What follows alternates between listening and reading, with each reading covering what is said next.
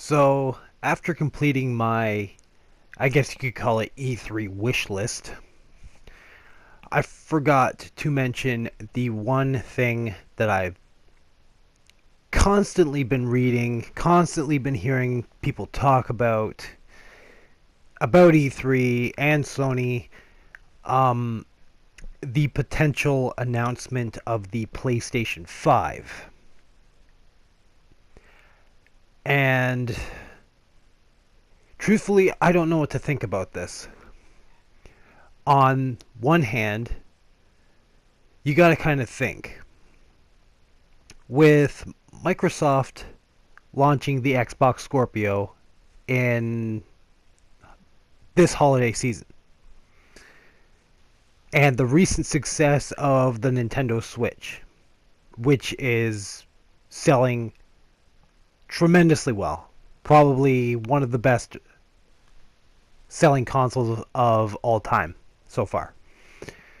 And Microsoft's Xbox Scorpio is supposedly supposed to be the most powerful console of all time. I can't I can't see Sony sitting there with the Xbox or the PlayStation 4 Pro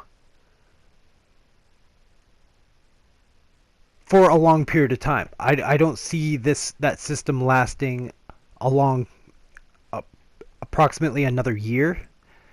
So, in order to keep relevant with Microsoft's upcoming console and Nintendo's fucking beast of a console that's, well, beast in terms of sales. Beast in terms of sales. It's not as powerful as any of the other consoles. Okay? But it's selling like fucking hotcakes whenever it's around. Whenever you see it, it's gone like as soon as you can blink. It's fucking weird. But is it a good thing for Sony to come out at E3 like next month and announce the PlayStation 5? Part of me says yes, it is a good thing for them to do that. But keep in mind that I'm not one of the consumers that has recently purchased the PlayStation 4 Pro. I do not have one. I have no intention of getting one, but that's mostly because I have my PlayStation 4. I have had my PlayStation 4 since day one, and I am content with it. I don't need an upgraded. I don't need an upgraded hard drive because yeah, the PlayStation 4 Pro comes with a 1 terabyte hard drive. I have a 2 terabyte hard drive put into my PlayStation 4, so like that was the only thing that would have sold me on the PlayStation 4 Pro on buying one was the bigger hard drive. But considering their bigger hard drive is not as big as the hard drive I currently have in my day one PlayStation 4, I still didn't see a reason to buy one. It has the PlayStation 4 Pro has trouble with native 4K. But I really don't care about 4K. I have a 4K TV. It's really nice, but I don't feel I need to shell out a shitload of money to buy a PlayStation 4 Pro when I have a perfectly good PlayStation 4 that is still fucking going strong and has had very little issues. Now, for everyone else, this could be a bad thing. If you just recently bought a PlayStation 4 Pro, say in the past 3-4 months, if they do decide to announce this at E3, because I guarantee you this will be the last thing that they announce because this is probably the biggest thing Sony can announce at E3. So yeah, this will probably be the last thing they announce, if they even do announce it. I'm still on the fence. Do I want to see them announce it? Yes. It's not going to be like announce it in like June, release it in October or November. No, it's not going to be that.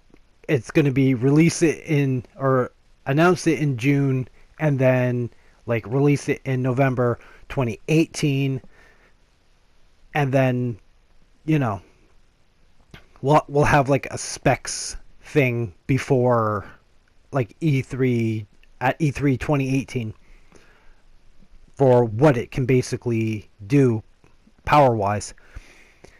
But if that is the case,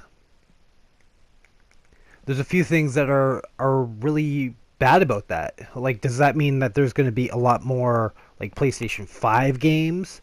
Are Is it going to be like so much more powerful than a PlayStation 4 that there's going to be like a night and day difference like there is between PlayStation 4 games and PlayStation 3 games of the same title? Is it going to be like that, or is it just going to be like slightly better? Like, I could see that the PlayStation 5 would probably be more capable of running games in native 4K at 60 frames per second, which the PlayStation 4 Pro is actually struggling to do that with a lot of games now.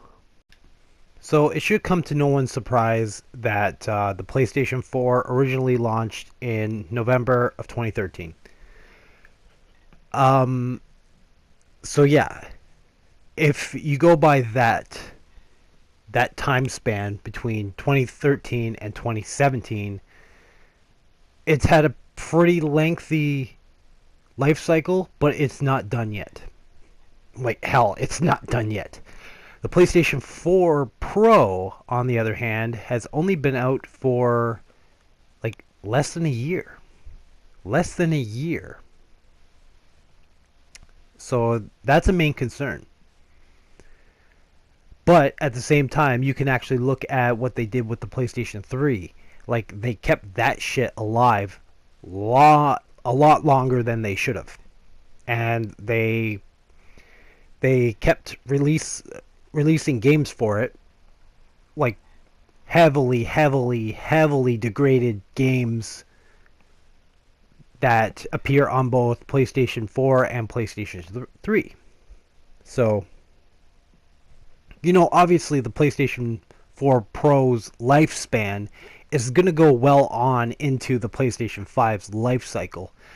I just don't know if now is the right time for them to release it, or at least announce it, not release it, because there's no fucking way they're going to release it this year.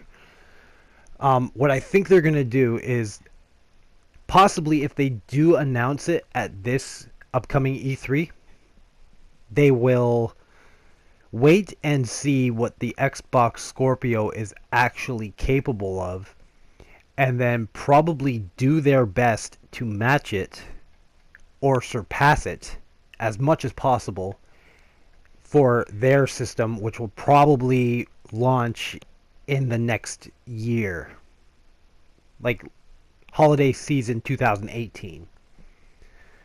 But this does not mean that the PlayStation 4 is done. So if you're a recent buyer, a new buyer of the PlayStation 4 or PlayStation 4 Pro, this doesn't necessarily affect you. Like, yeah, you have every reason to be mad at this decision if it does happen. But just keep in mind that you still got a good 6 years before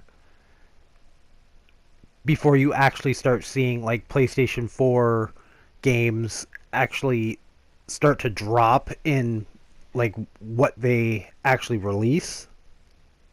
Because yes, there will be PlayStation 5 exclusives that aren't on the PlayStation 4 or PlayStation 4 Pro if they even start deciding to do like PlayStation 4 Pro exclusive games.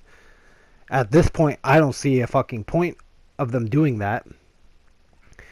But what really gets me thinking is that this is going to require, if this is, say, a lot, like I would say maybe 60% or 70%, 80% more powerful than the PlayStation 4 Pro, you are probably going to need a new VR headset. And that is the one thing that I think is going to piss a lot of people off if they do this, because there's a lot of people who've probably recently indulged in the PlayStation VR, and that shit's not cheap. I tell you that right now, that shit is not fucking cheap.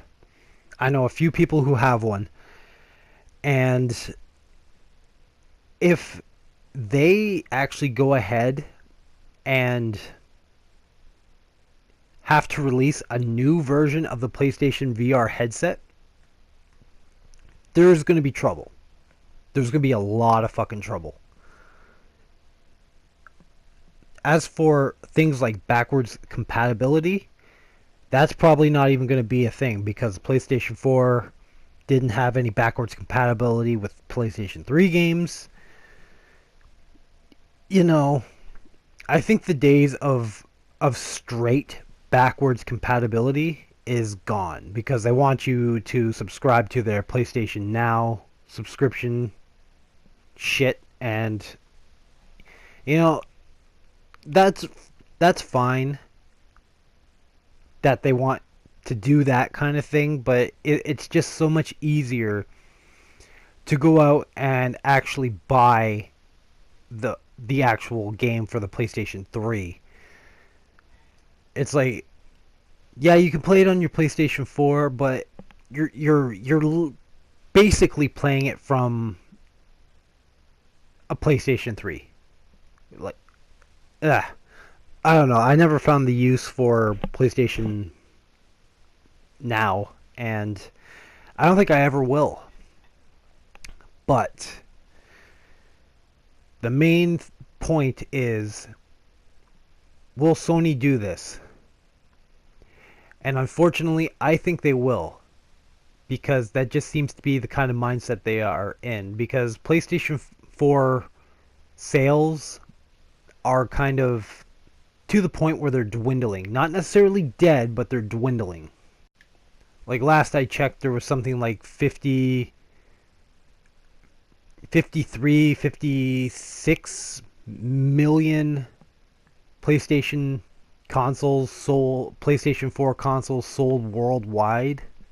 So, yeah, you're at some point you're gonna see those numbers, those sales start to decline as more people have them, because I'm pretty sure anyone who wanted a PlayStation 4 at this point has got it, or actually played it and decided it wasn't for them, which is totally fine. I'm not telling you to invest your money on anything. Do what you want with your money. Me, on the other hand, I'm actually going to sit and wait on this if it is released or announced, because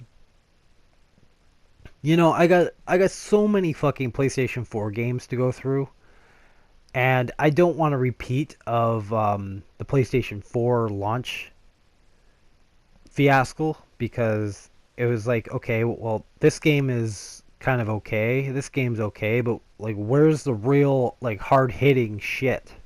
And it was just basically nothing for a good 6 months. Yeah, you had games like Thief and Knack and all those fucking things, but there was really nothing like solid upon initial release for the PlayStation 4, and I have a feeling that that's going to be the same issue with the PlayStation 5. I don't know. Another thing that is kind of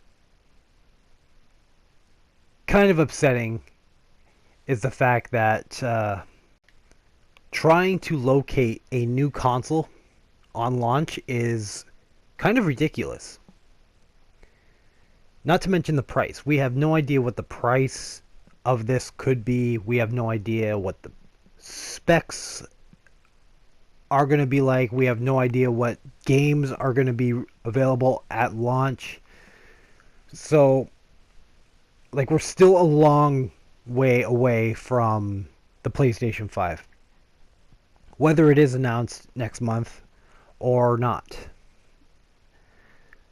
So, I'm not in any rush for this. Like, I'm still enjoying the shit out of my PlayStation 4, and I've gotten over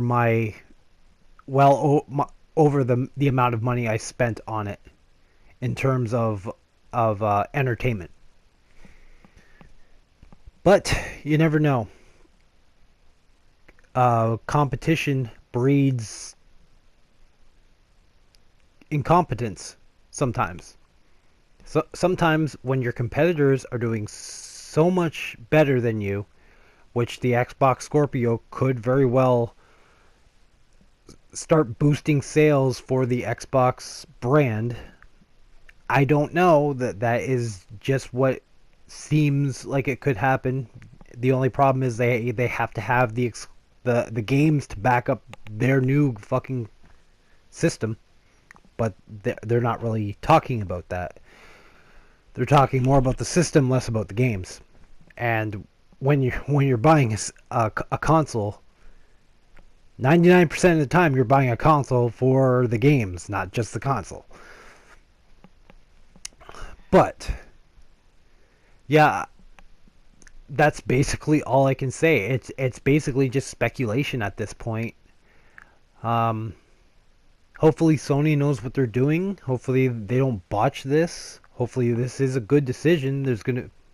And I hope that Sony is ready for the backlash, because when you announce a system to replace your post pre or mid, I should say mid generation system, then like without even a full year going by, you get you kind of get a whiff of desperation in the air, and desperation is not always a good thing. But hopefully if they do announce this, they pull something spectacular out of their hats or their asses, which I don't know. They could be pretty incompetent right now, because it seems like they're being incompetent if they are going to release this without a fucking game plan. You always have to have a game plan when you're trying something big like this. You have to have something to fall back on. I don't know if Sony's ready. I don't know if the world is ready for the PlayStation 5. I sure as hell know I'm not ready for it. But if that's the way it's going to be, then take your shots, Sony. Anyway, I think that's enough for me. It's like 3:30 in the morning. I'm fucking exhausted. But yeah, that's what I kind of think about Sony announcing the PlayStation 5 at E3. Tell me what you guys think. Do you think it's a good idea? Do you think it's a bad idea? Are you going to be happy if they do this? Are you going to be fucking pissed if they do this? Will you boycott Sony's products? Let me know all of that shit. I'm very interested in what you guys think about the PlayStation 5 rumors at E3. Because keep in mind, this is just a rumor. But, you know, some rumors are a little bit more believable than, say, like Loch Ness Monster and shit. But anyway, that's enough for me. I'm Irish Shadow, and I will see you guys later.